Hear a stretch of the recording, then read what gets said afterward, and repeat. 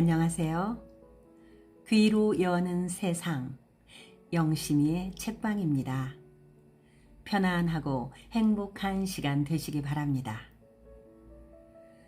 프란시스 베이컨은 책이란 넓디 넓은 시간의 바다를 지나가는 배라고 말했습니다.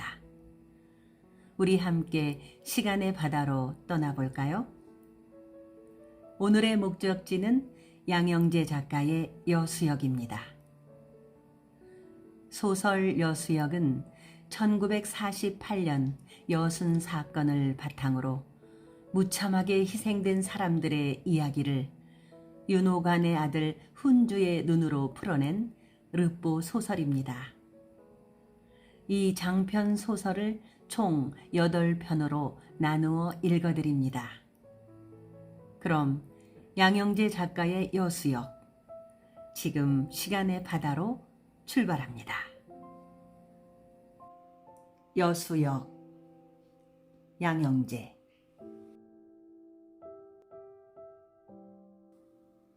여수 인민대회. 밤부터 시내 쪽에서 요란한 총소리가 들려오긴 했다. 윤호관 엄마는 제주도에 진압 출동하는 군인들이 총질 연습을 시내에서 하는 것으로 여기고 잠이 들었다. 며칠 전부터 군인들이 시내에서 훈련을 하고 있었기 때문이었다. 제주도에서 4.3 항쟁이 일어나자 이승만 정부는 부산 5연대, 대구 6연대, 여수 신월동 주둔 14연대를 진압부대로 편성하여 출동 명령을 내린 상태였다. 이미 제주도에서는 미국을 등에 업은 이승만과 친일 경찰의 호위 아래 서북청년단과 대동청년단 등이 인간 악의 진열장을 전시하고 있는 중이었다. 제주 3.1절 기념식에 참가하는 어린아이가 경찰 기마대 말발굽에 짓밟히자 이에 항의하는 도민들을 향해 무차별 발포로 일어난 제주 항쟁은 이승만의 남한 단독 정부 수립을 위한 5.10 재헌의회 선거 반대 항쟁으로 더욱 거세게 일어났다. 경찰은 무자비한 살해를 통한 진압을 했고 제주도민은 무장대를 결성하여 한라산으로 들어가 저항을 하고 있었다. 제주 4.3 항쟁이 경찰의 무리한 진압에 의해 일어난 것으로 파악하고 민족 상잔을 피하려는 제주 구연대장 김익렬은 한라산의 은신처를 삼아 항쟁하는 제주 야산대와 평화협상을 이끌어냈다. 그러나 경찰의 호위 아래 서북청년단과 대동청년단은 오라리 마을에 방화를 하고선 제주도민 폭도의 지시라고 거짓 선전을 하여 협상은 결렬되고 말았다.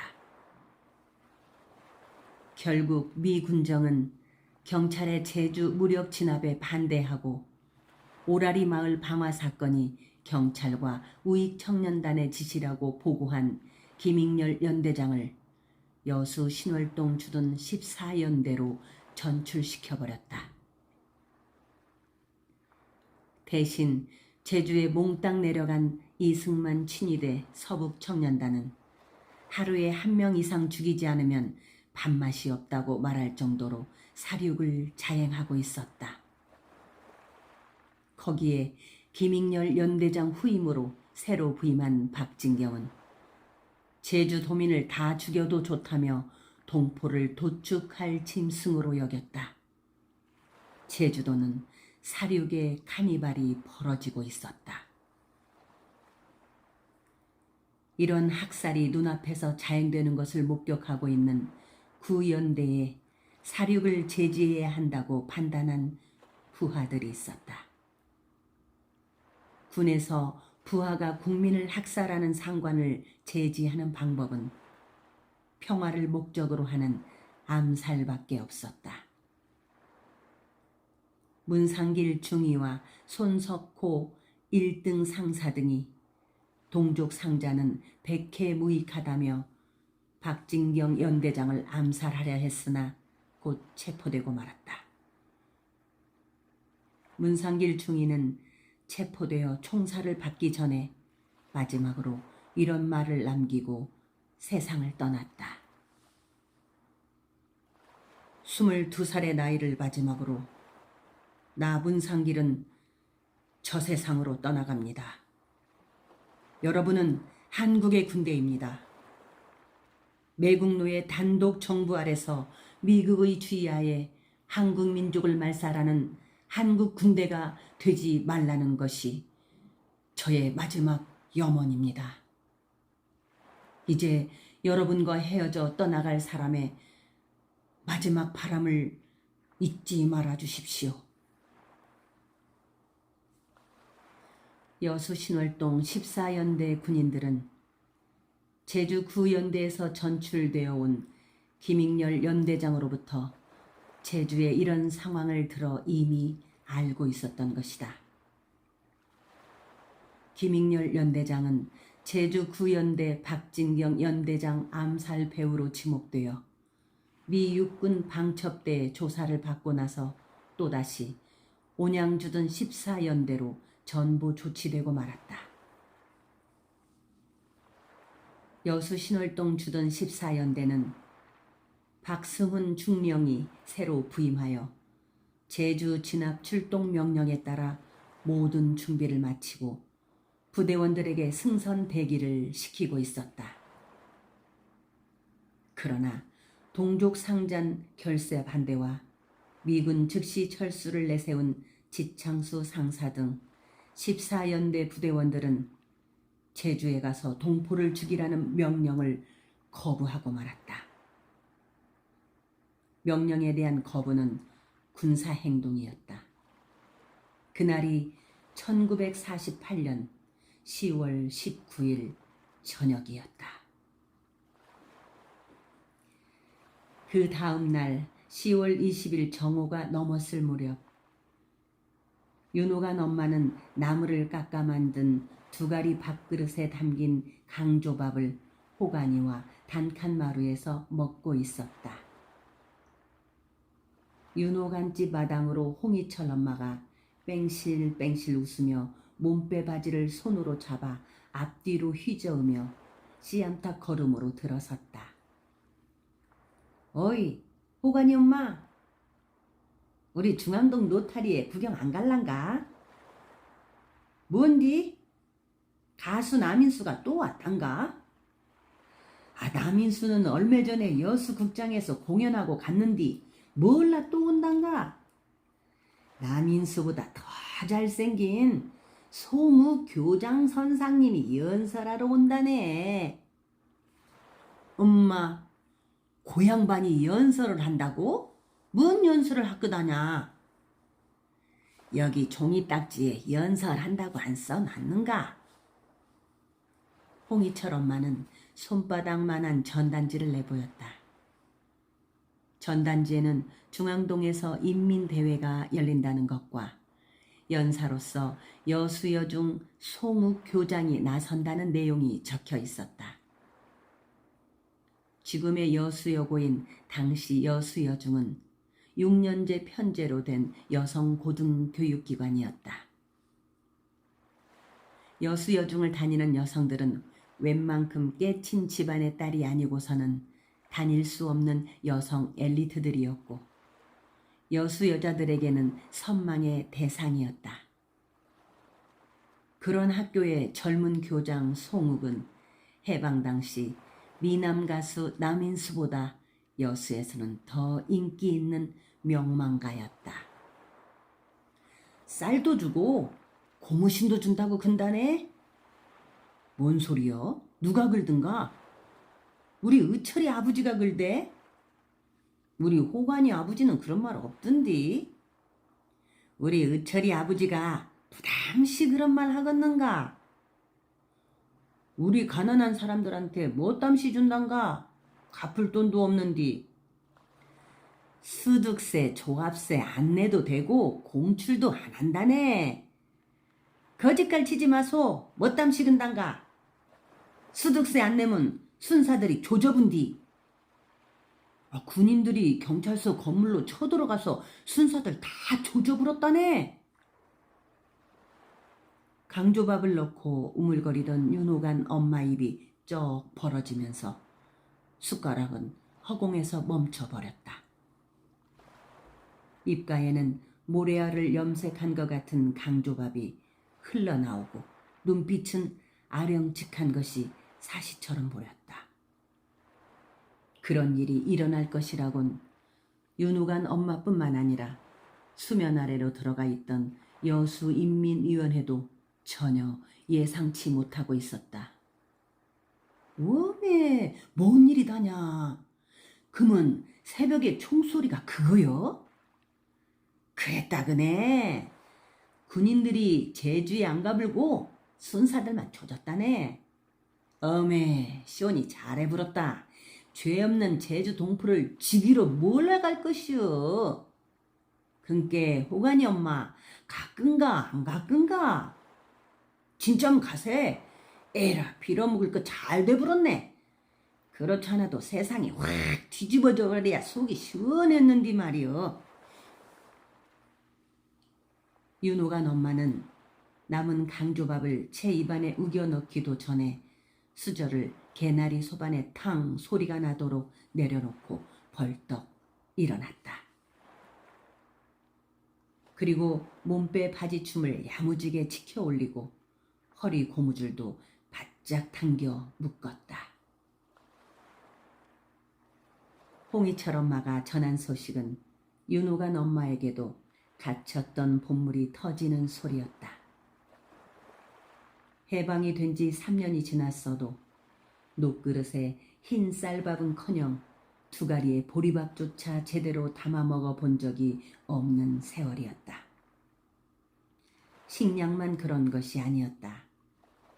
바다에서 잡는 물고기도 미 군정의 허가를 받아야 하고 태풍이 불든 말든 어획량이 많든 적든 고정 어획량은 도둑질을 해서라도 취재원이라는 경찰에게 갖다 바쳐야 했다.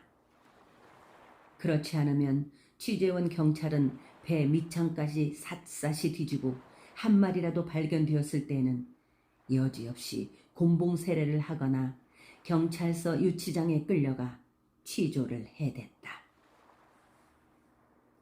농사를 짓는 홍이철 아버지가 미 군정의 신안공사에 불화받은 논 때문에 수득세를 못 내 곤욕을 치르고 있었다면 미 군정의 허가를 받아 고기잡이 뱃일을 하는 윤호간 아버지 역시 수산조합세를 내지 못해 치도곤을 당하고 있는 것은 마찬가지였다. 진남관 아래 중앙동 노터리에서는 이미 많은 사람들이 가득 들어차 있었다. 갑자기 해방지대가 열린 것이다. 일제 순사 대신에 압제하던 경찰들이 죄다 사라진 여수 시내에는 그야말로 인민들이 마음 놓고 활보하여 중앙동 노터리 인민대회에 모여들기 시작했다. 그러나 남노당과 연결되지 않은 채 돌발적으로 군사행동을 일으킨 14연대 봉기군들은 정부를 무너뜨리고 정권을 찬탈하기 위해 반드시 수도를 점령해야 하는 반란 계획은 애초부터 없었다. 미 군정으로부터 권력을 대리 이양받은 이승만 정부를 무너뜨리기 위한 준비된 거사도 아니었다. 다만 민족을 배신한 이승만 남한 단독 정부가 자신들의 왕국을 구출하기 위해 동포를 선별하여 그들 입장에서 살릴 가치가 없는 동포는 학살하고 자신들이 만들고 있는 규칙에 복종 충성하는 자들을 만들어내는 반민족적 정권 구축 작업인 제주 학살에 반기를 들었을 뿐이었다. 시작부터 14연대 봉기군들의 목적지는 서울이 아니라 은닉하기 좋은 광양 백운산이었다. 14연대가 광양 백운산으로 가기 위해서는 두 가지 길이 있었다. 하나는 신월동 주둔지에서 바로 여수 서쪽 미평을 통해서 올라가는 육로지만 봉기군에는 병력 이동 차량이 없었다. 가장 좋은 다른 길은 바로 기차였다. 기차를 타기 위해서는 여수 동쪽에 있는 여수역으로 이동해야 하고 그러기 위해서는 시내를 거쳐야 했다. 시내는 이미 경찰들이 저지선을 치고 있었다.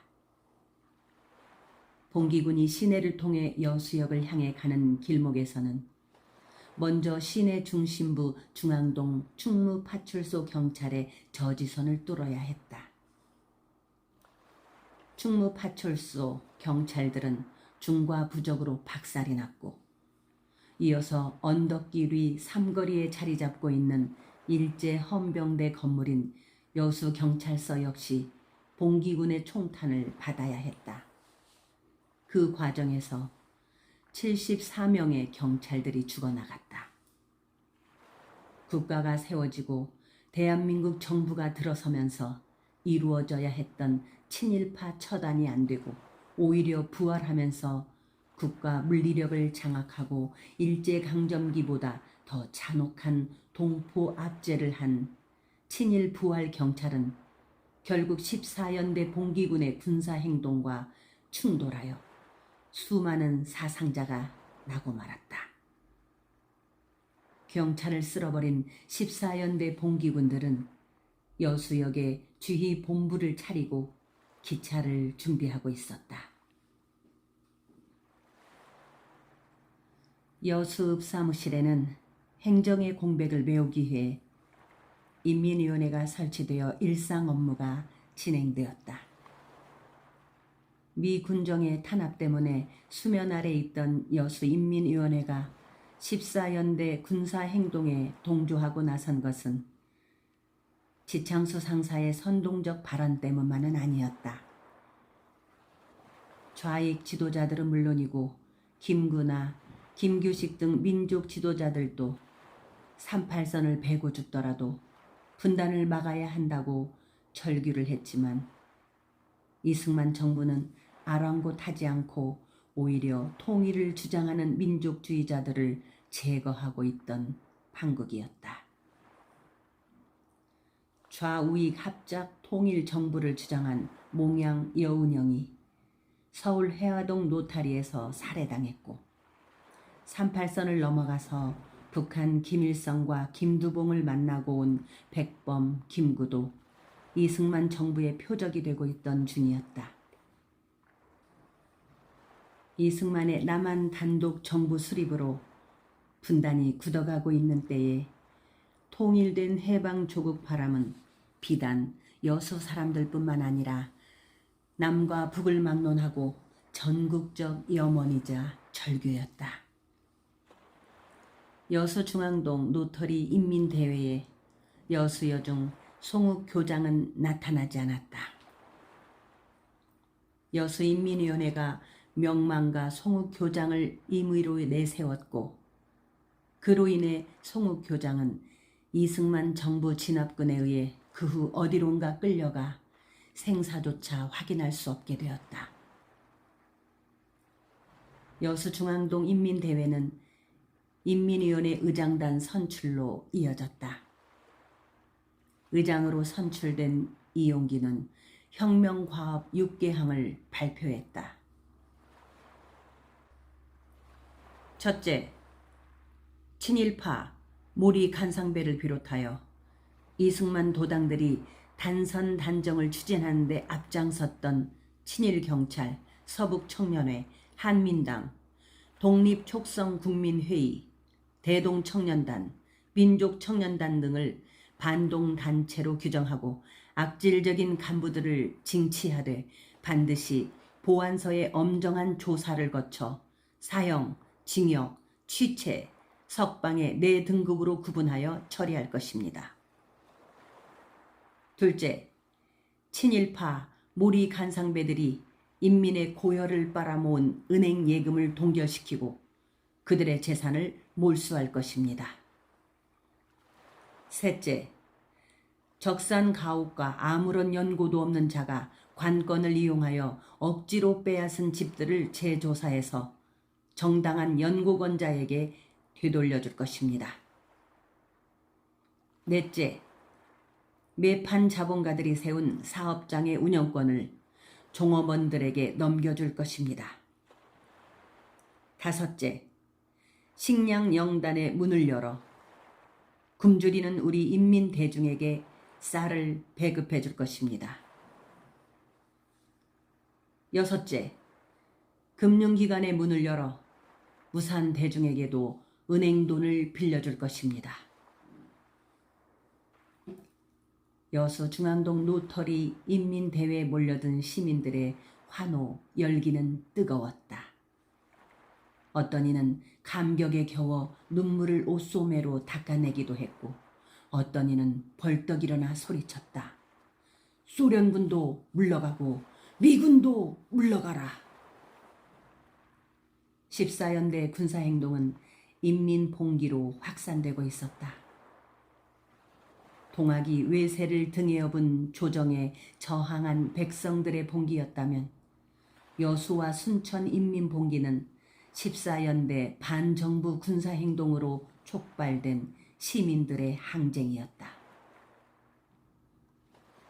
여수인민대회는 민주여성동맹 대표 정기순의 짤막한 환영 축사로 끝을 맺자 대회에 참석한 천여 명의 여수 시민들은 일제히 박수를 터뜨렸다.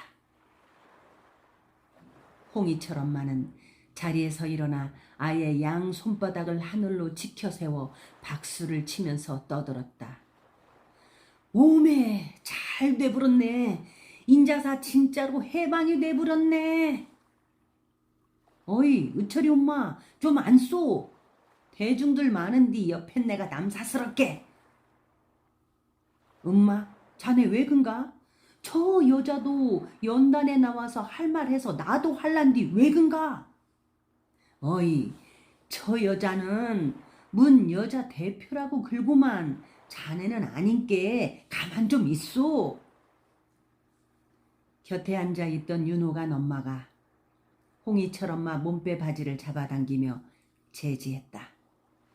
하지만 괄괄한 홍이철 엄마는 윤호간 엄마 손을 탁 쳐내며 계속 떠들어댔다. 니 이럴 것 그동안 수득세 안 낸다고 순사들이 방망이로 정계에 밥그릇 가정 두들겨 패불고 쌀 안 내놓는다고 수갑 채워 감옥에 넣물더만 인자 그 꼬라지 안 보게 생겨버렸네.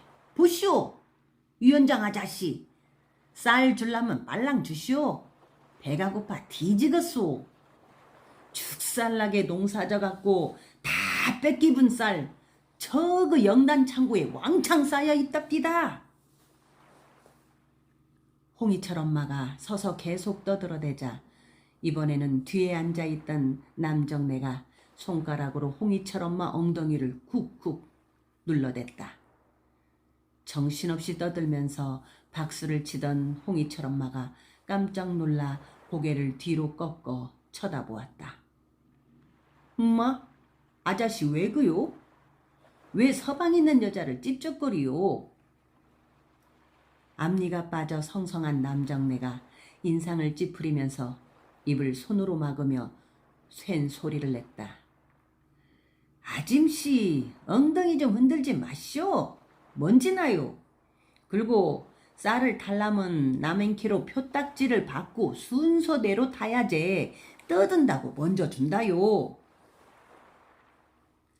식량 영단 창고에는 정말 쌀이 수북이 쌓여 있었다. 미 군정이 식량을 배급제로 실시하면서 경찰들이 공출로 거두어들인 쌀이 배급되지 않고 쌓여 있었던 것이다.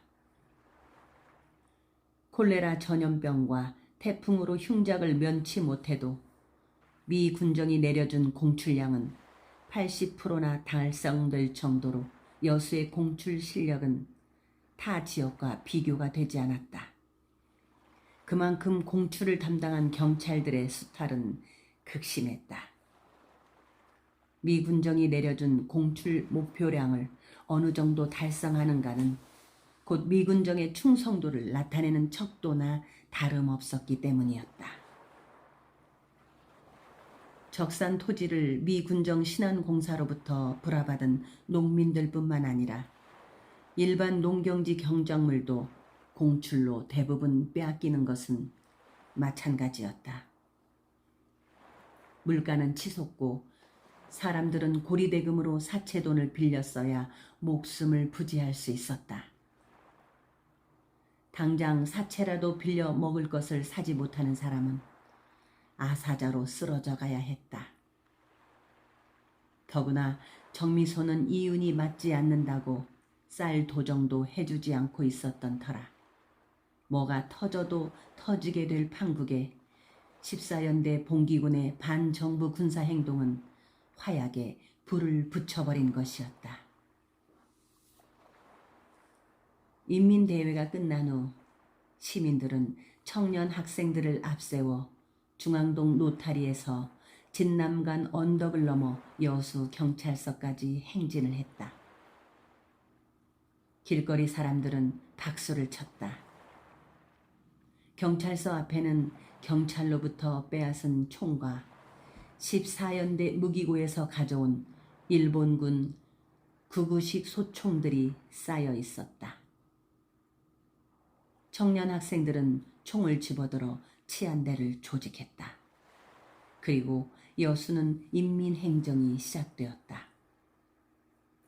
식량영단 창고문이 열리고 쌀이 배급되었다. 은행도 문을 열고 대출 신청을 한 사람들에게 돈을 빌려주었다. 가게들은 문을 열어 장사를 했고 철도 종업원들 업무 활동도 지장이 없었다. 인민봉기에 고무된 14연대는 소수 병력만 남겨두고 여수역에서 기차를 타고 순천으로 진격했다.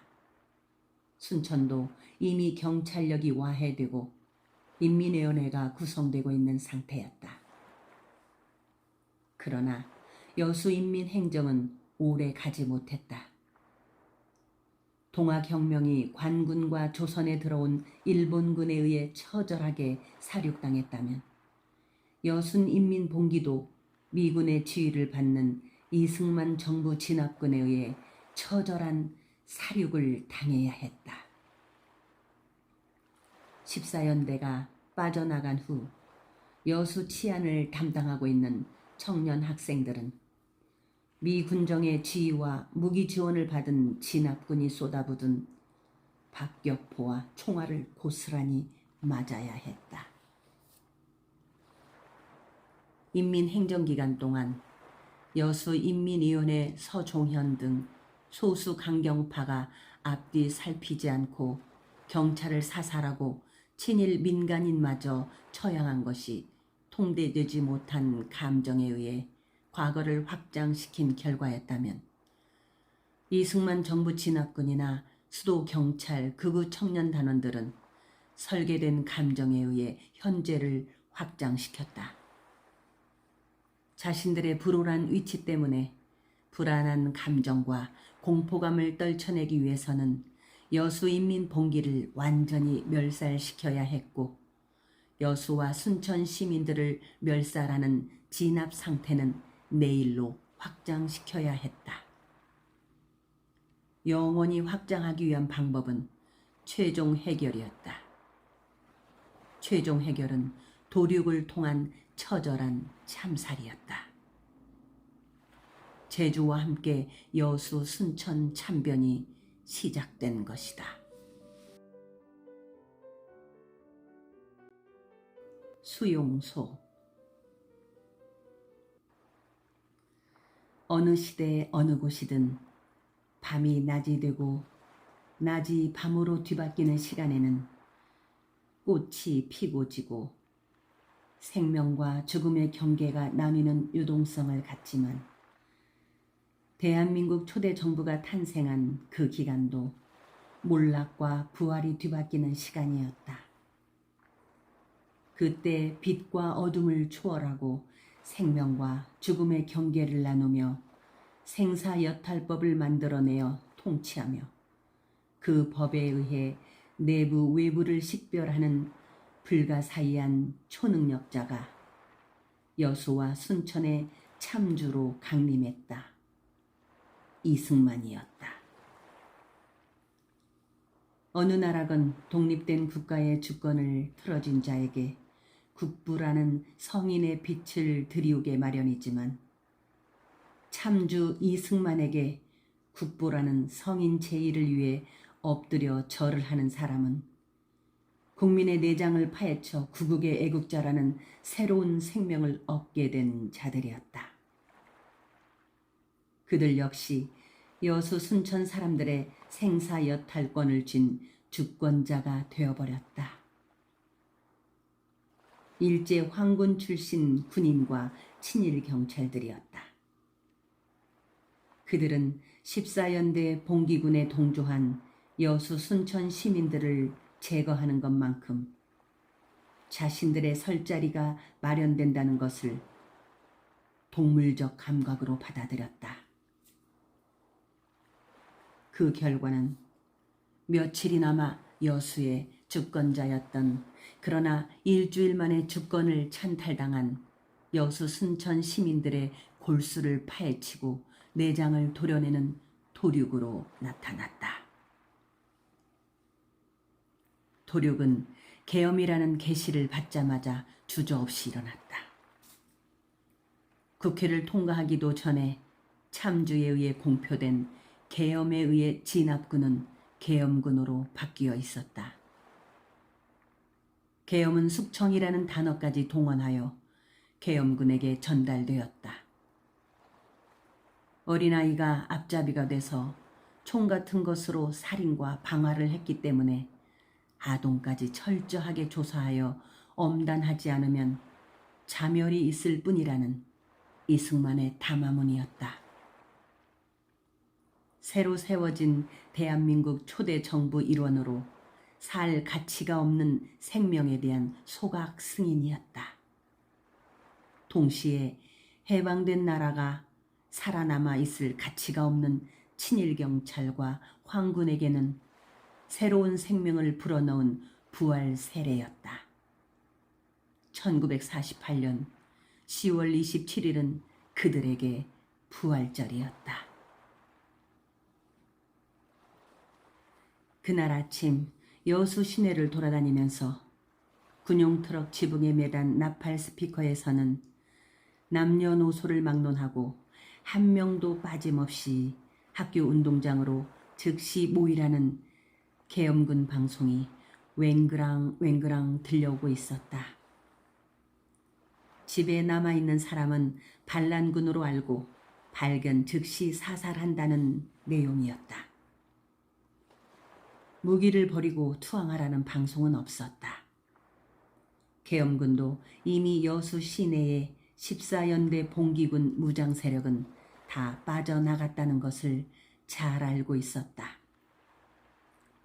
전날 그렇잖아도 계엄군은 트럭에 얹혀있는 기관 단총을 앞세우고 여수 시내를 돌아다니면서 한바탕 불을 뿜고 난 뒤였다. 이미 여수 시내는 불이 붙어 온통 검은 연기를 뿜어내고 있는 상태였다. 지금의 하멜공원인 쫑포 해안으로 상륙하려던 부산 5연대 김종원 대위 병력이 미군 수송선 LST에서 마구잡이로 쏘아댄 박격포 때문이었다. 박격포는 시내로 진입한 계엄군의 머리 위로 떨어지기도 했다. 그로 인해 미군은 5연대 김종원 대위를 상륙작전에서 배제시켜버렸다. 그러자 김종원 대위는 미군의 작전권이 미치지 않는 섬으로 상륙하여 분풀이를 해댔다. 여수 맨 밑 부속섬 연도, 소리도에 올라선 김종원 대위는 처음에는 일본도 칼집으로 사람 목을 치고 부역 의심이 가는 사람을 부하들에게 사살하도록 명령을 내렸다. 사살 명령을 받은 부하들이 머뭇거리면 여지없이 칼집으로 부하들 목을 내리쳤다. 김종원 부하들은 명령에 못 이겨 섬 주민 손목을 느슨하게 묶거나 목숨이 당장 끊어지지 않을 신체 부위를 향해 총을 쏘았다.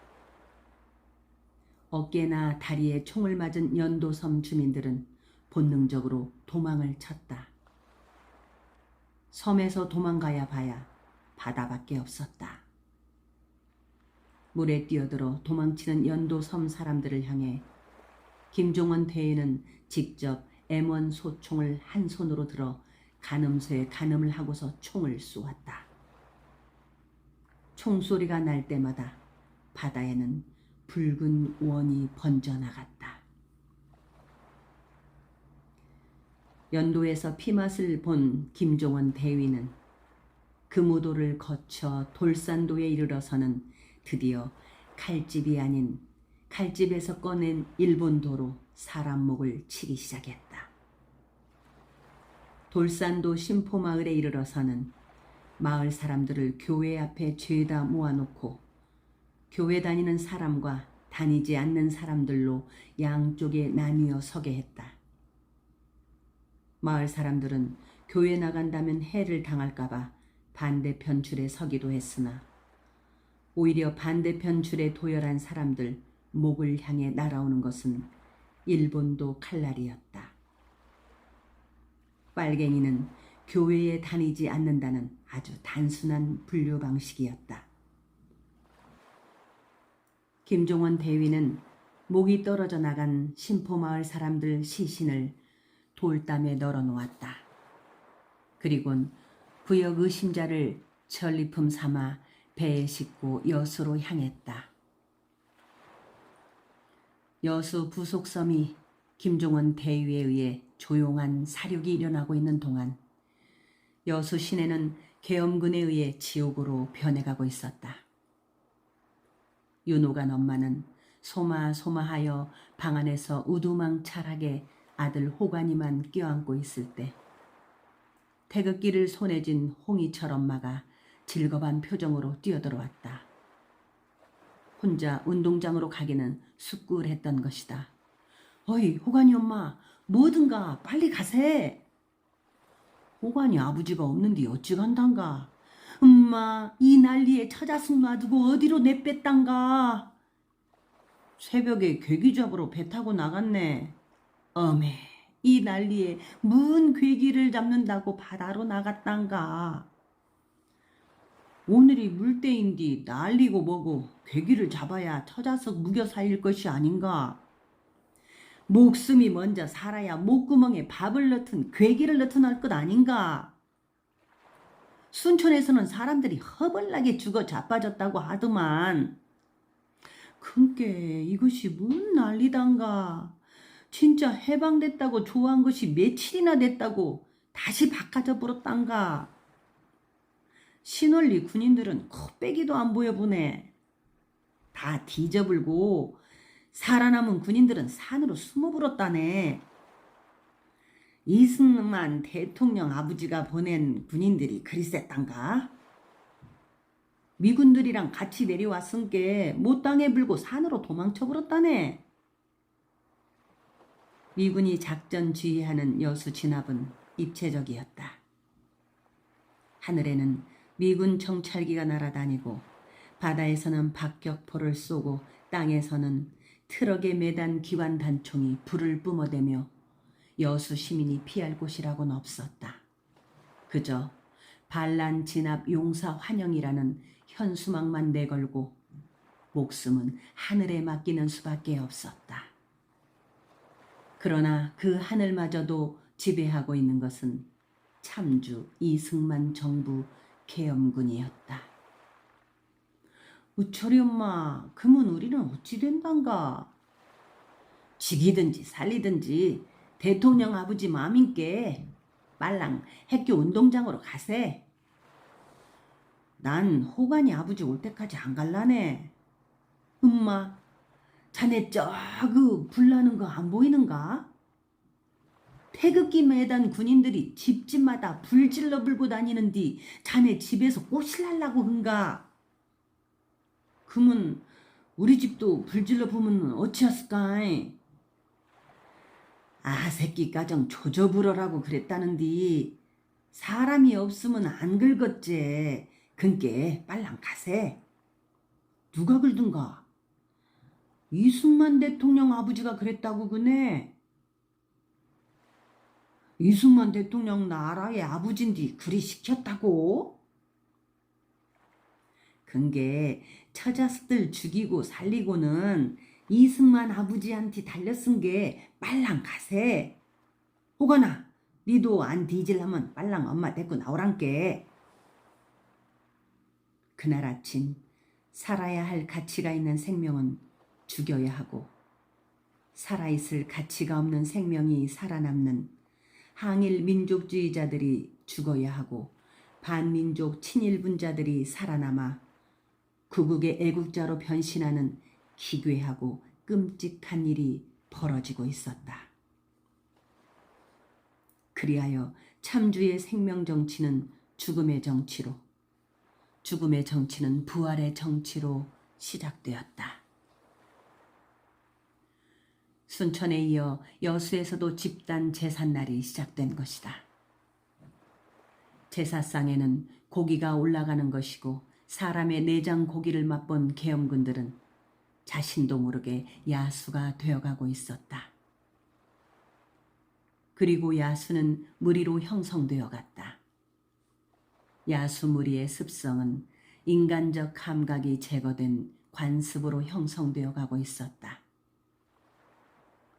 제주에서 시작된 동포에 대한 사륙이 참주에 의해 애국적 행위로 칭송되자 순천을 거쳐 도달한 학살은 여수를 도살장으로 만들어버렸다.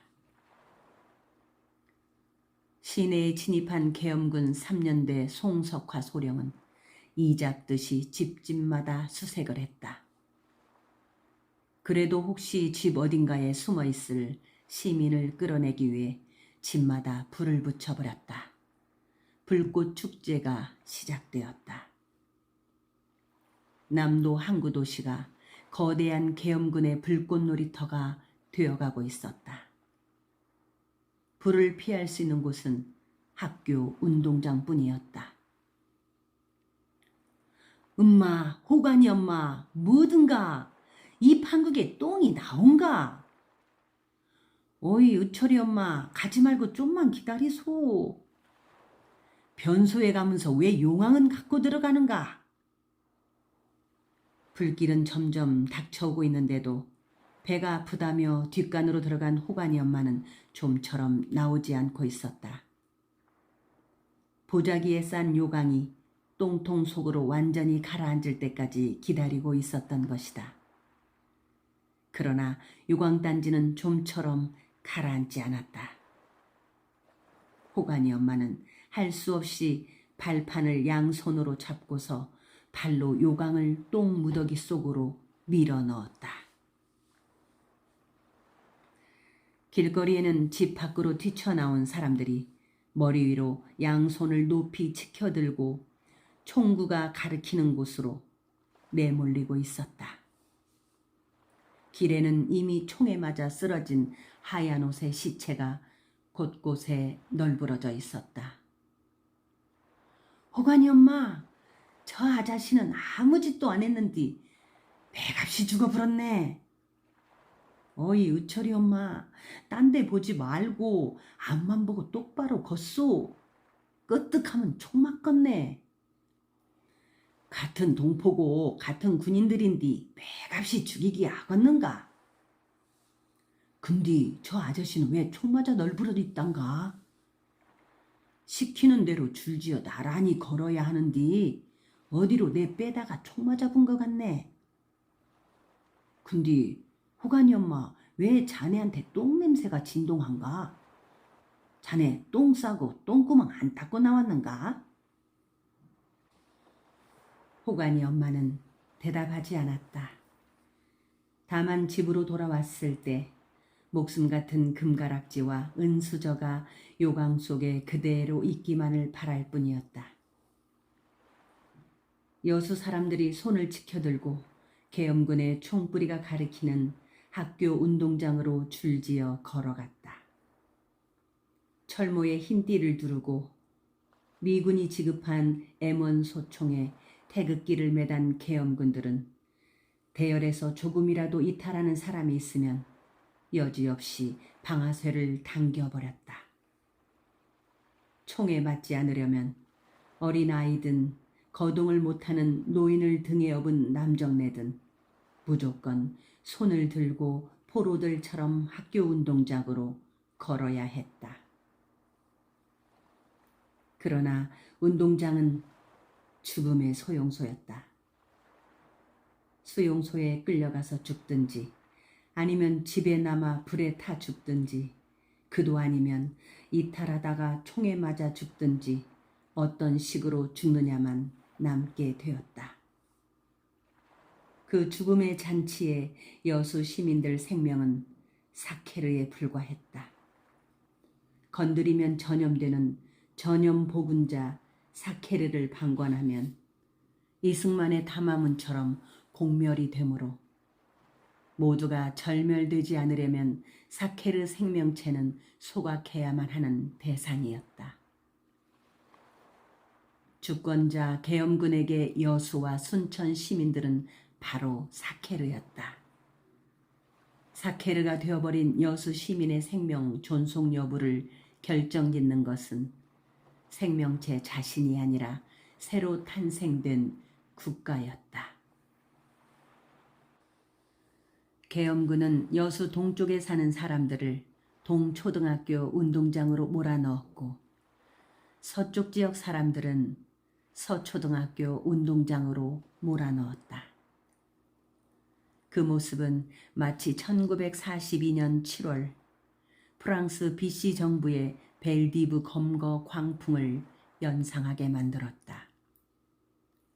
나치에 협력한 콜라보 프랑스 비시 정부는 경찰을 동원하여 파리 인근 유대인들을 모조리 체포하여 벨디브 운동장으로 몰아넣었다. 그리고 운동장에 수용된 유대인들을 파리 인근 다카우 수용소 가스실에서 죽음을 맞은 후 소각되어 검은 연기로 사라졌다. 폴란드 아우슈비츠 수용소로 끌려간 유대인들은 그 시간만큼 생명 연장을 했겠지만 파리 다카우 수용소로 끌려간 유대인들은 무기질 생명체에 남아 시간이 연장되지 않았다. 프랑스 비시 정부가 유대인을 분리하여 죽음의 수용소로 몰아넣었다면 이승만 진압군은 어린아이까지 분리 소각 장소인 학교 운동장에 몰아넣었다. 운동장에 수용된 흰 옷 입은 여수 사람들은 어떤 저항적 움직임도 그렇다고 살려달라는 애원조차도 없이 침묵으로 죽음의 순서를 기다리고 있을 뿐이었다. 운동장 수용소는 오로지 인간이 내재한 악의 감정만 분출되고 해소되는 장소에 불과할 뿐이었다. 무릎을 꿇고 앉아 죽음을 기다리는 여수 사람들은 야수의 발톱에 뱃살이 뜯겨 내장이 드러난 먹잇감에 지나지 않았다. 옛날 서구에서는 호모 사케르 인간에게 늑대의 탈을 씌워 질식사하게 만들었으나 이승만 정권은 여수 순천 시민들을 불순분자, 용서하면 나라를 자멸시키는 부역자 탈을 씌워 질식하게 만들었다. 법이 아닌 정치가 생명을 다루기 시작한 것이다. 시민 생명을 죽이고 살리고는 오로지 참주 정치에 의해 결정되었다.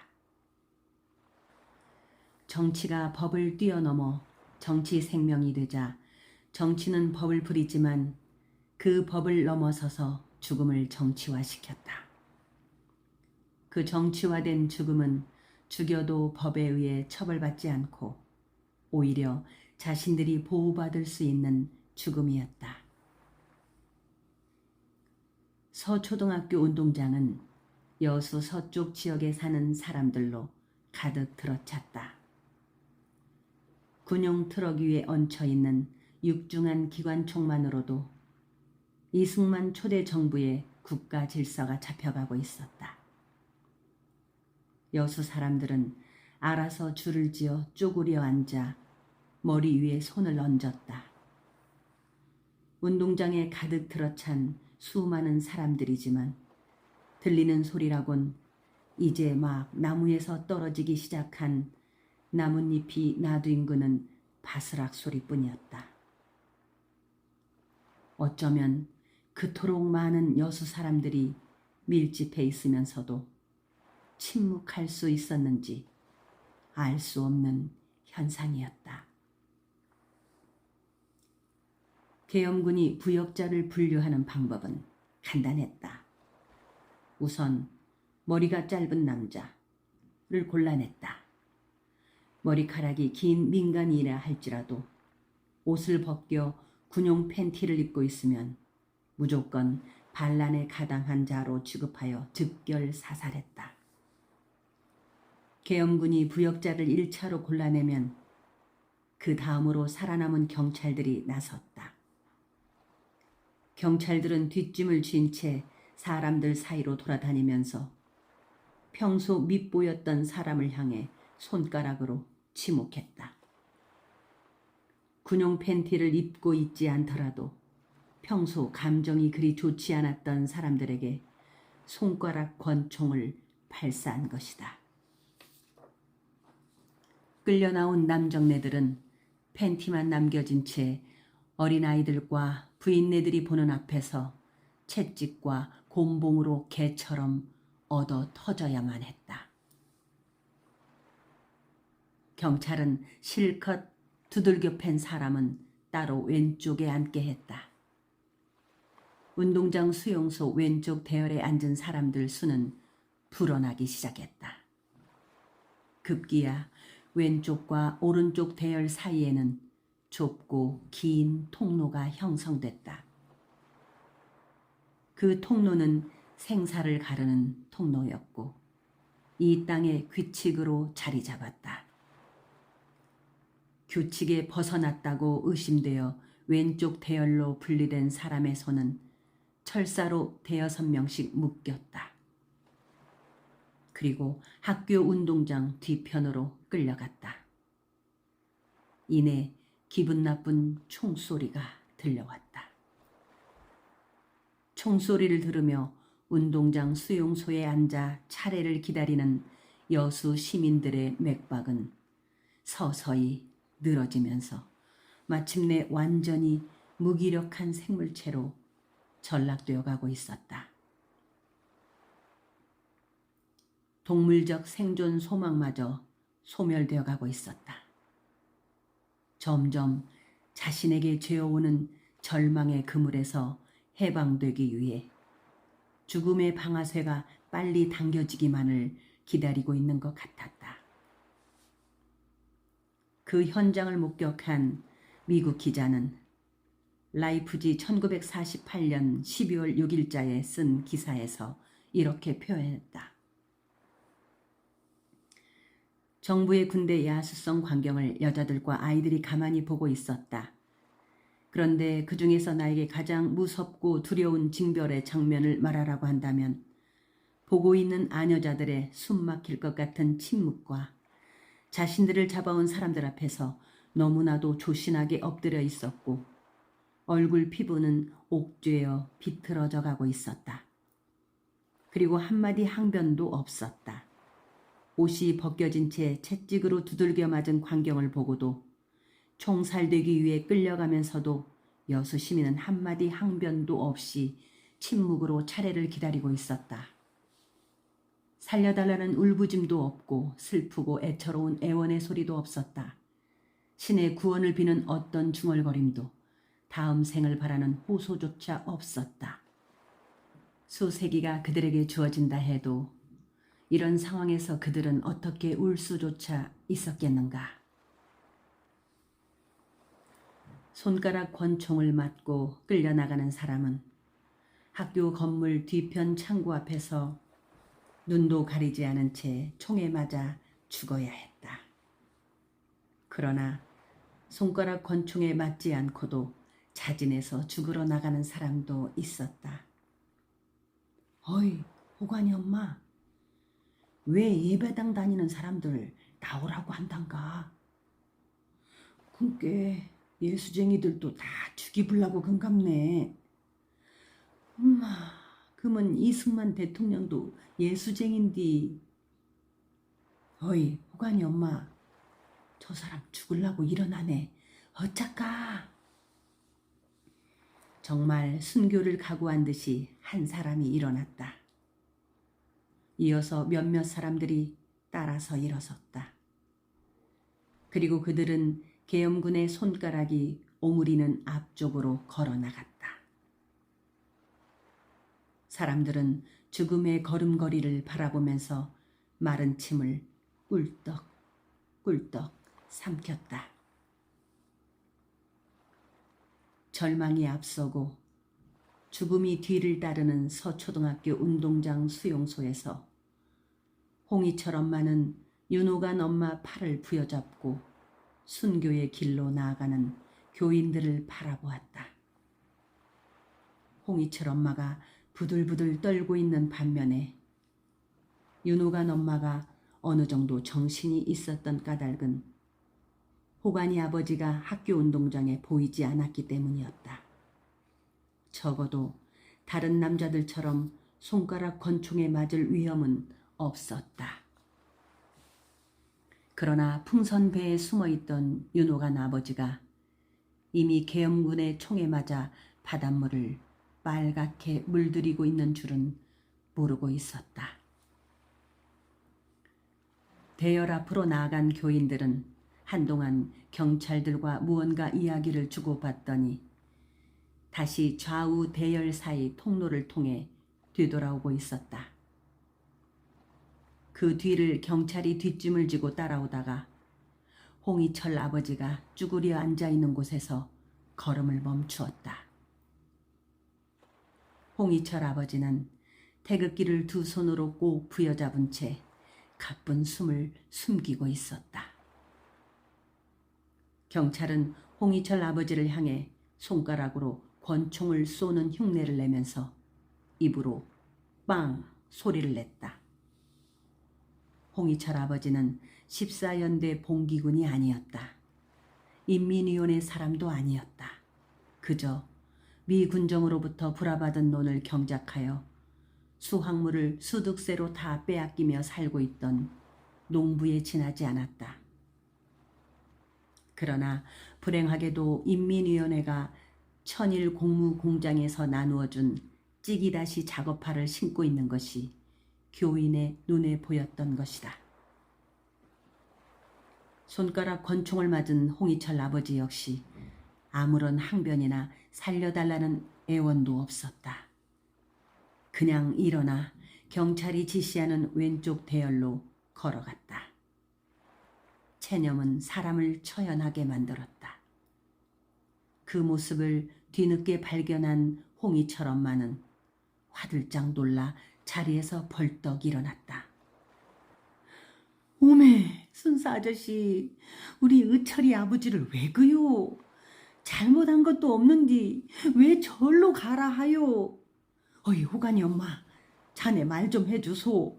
우리 의철이 아버지는 아무것도 안 했다고 말 좀 해주란께. 엄마, 자네 나한테 왜 근가? 나는 아무것도 모른디. 그때까지 머릿속이 그저 하얗게 표백된 채 운동장 수용소에 앉아있던 홍이철 엄마는 벌떡 일어났다. 그리고 윤호간 엄마 어깨를 쥐어 틀고 애끓는 사정을 해댔다. 사정을 할 대상은 손가락 권총으로 지목한 경찰인데 왜 윤호간 엄마 어깨를 부여잡고 사정하고 있는지 모를 일이었다. 그러나 호간이 엄마는 환기 낀 낯빛이 되어 얼른 홍이철 엄마의 손을 뿌리치고 모로 돌아앉아 버렸다. 그도 모자라 엉덩이를 움찔움찔 움직여서 홍이철 엄마와 거리를 두고 앉았다. 모르긴 뭘 모른가. 우리 의철이 아버지가 아무것도 안 한 거 자네가 잘 알잖는가. 큰께 말 좀 해주란께. 나는 집에만 있어갖고 아무것도 모른단께. 큰게 뭐들라고 신발짝 가정 배급 받았는가. 쌀만 배급 받았으면 됐지. 우리 호간이 아버지는 진짜로 아무것도 배급 안 받았는디. 윤호간 엄마는 냉갈령 부리면서 엉덩이를 더욱 빠르게 들썩이면서 홍이철 엄마와 멀어졌다. 게다가 경찰이 듣기에 한마디를 보탰다. 불과 1미터도 채 되지 않은 거리였다. 그 거리는 오랜 세월을 두고도 건널 수 없는 깊고 넓고 가시가 무성하게 자라는 거리였다. 오메, 이 옆에 나가 찢어진 입이라고 함부로 말하는 것 좀 보소. 호간이 엄마도 쌀 받았으면서 오리발냄이네.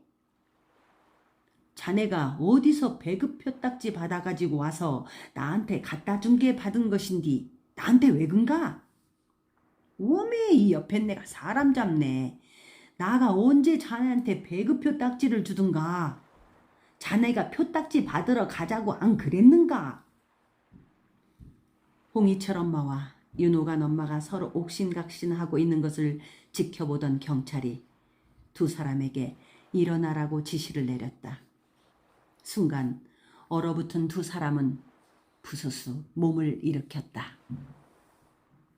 자신들의 엄마와 함께 운동장에 앉아있던 홍이철과 윤호간은 엄마들도 학교 뒤편 창고로 끌려갈까봐 부들부들 떨고 있었다.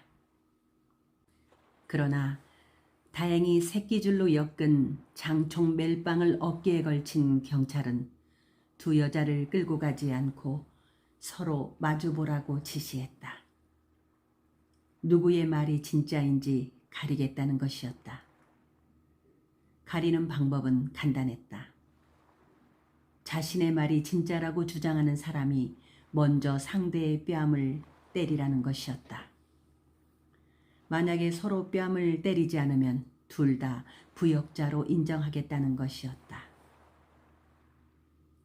상호 뺨 때리기는 이미 경찰들이 제주도에서 쓰고 있던 가학 행위 중 하나였다. 끌고 온 제주 주민 중 시아버지와 며느리를 서로 마주보게 세워놓고 상호 뺨 때리게 하는 것이었다. 서로 뺨을 때리지 않으면 즉결사살이 되는 판이니 터져 나오는 울음을 참으며 시아버지가 며느리 뺨을 때리고 며느리가 시아버지 뺨을 때려야 하는 일륜절멸의 행위들이 아무런 제지 없이 자행되고 있던 제주도였다. 그렇게 함으로써 사람들은 점점 탈인격화되어 가고 그저 호흡만 하는 식물인간으로 변신시키는 기묘한 마술이었다. 두 여자는 마주보고 서 있긴 했지만 선뜻 누가 먼저 뺨을 때리지는 못했다. 뺨을 때려 한 사람이 살 수 있다면 한 사람은 죽어야 한다는 것이었다. 상대 역시 살기 위해서는 뺨을 때릴 수밖에 없는 것이라 결국 둘 다 죽게 되는 것은 당연한 자연이치였다. 이런 자연 평형의 법칙에서 자유의지를 가지고 상대의 뺨을 때리지 않을 수 있는 사람은 극히 드물다. 결국 평형의 법칙에 따르게 되면 윤호간 엄마나 홍이철 엄마는 그 상황에서 둘 다 살아남을 수 없게 되는 것이었다. 그래도 행여 살아남을 수 있을까 싶어 먼저 뺨을 때리는 사람이 있게 마련이다. 홍이철 엄마가 윤호간 엄마 뺨을 먼저 때렸다. 홍이철 아버지가 왼쪽 죽음의 대열에 건너가 있으니 지푸라기라도 잡는 심정이었다. 반사적으로 윤호간 엄마도 홍이철 엄마 뺨을 때렸다. 상호 뺨 때리기 강도는 중폭되고 반복 시간은 극히 짧아지기 시작했다. 그 광경을 지켜보고 있던 경찰의 입가에서 알 수 없는 비릿한 웃음이 지어진 것은 상호 뺨 때리기를 하다가 이내 머리채를 잡아 뜯는 드자비가 시작되는 순간이었다. 이런 잡년이 보자 함께 머리카락 안 놔 요런 쌍년이 오냐 니 죽고 나 죽고 같이 죽자 이 잡년아. 홍이철 엄마가 발악적으로 윤호간 엄마 머리채를 움켜쥐자 이에 질세라 윤호간 엄마도 같이 머리채를 잡고 나뒹굴었다. 흙먼지가 뿌옇게 일어났다. 윤호간과 홍이철은 자신들이 다녔던 학교 운동장에서 엄마들이 뒤엉켜 싸우는 광경을 보고도 얼어붙어 있어야만 했다. 어느 누구도 뜯어 말리지 않았다. 이웃 형제의 싸움이, 동포의 싸움이 어디서 시작되었고 어디로 흘러가고 있는지 뿌연 흙먼지 때문에 보이지 않았다.